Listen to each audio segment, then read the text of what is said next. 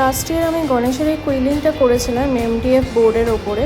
আর এই ব্ল্যাকটা দেখছেন, এটা হচ্ছে কি অ্যাক্রেলিক পেন্ট করেছিলাম। তো এইবারে দেখি এই অ্যাক্রেলিক পেন্টের ওপরে কিরকম ফাঙ্গাস টাইপের পড়ে গেছে, মানে সাদা সাদা ফাঙ্গাস টাইপের কিরকম ধুলো পড়ে গেছে। ডাস্ট তো পড়েই ছিল আগেই, সেটা একটু ঝেড়ে ঠিক করা যেত, কিন্তু বৃষ্টির জন্য পুরো ফাঙ্গাস ইনফেক্টেড হয়ে গেছে MDF। তো আমি তার জন্য এই ভার্নিশটা অ্যাপ্লাই করবো এর ওপরে।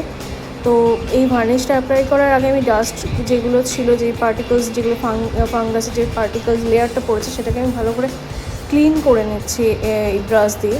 দেন এর ওপরে আমি ভার্নিশ অ্যাপ্লাই করব। কিন্তু দেখলাম যখন আমি ক্লিন করলাম, তো ভার্নিশ অ্যাপ্লাই করার আগে দেখলাম আমার MDF বোর্ডটা সাদা লাগছে। তো তার জন্য আমাকে এক round acrylic paint, black acrylic পেন্টও করতে হয়েছে।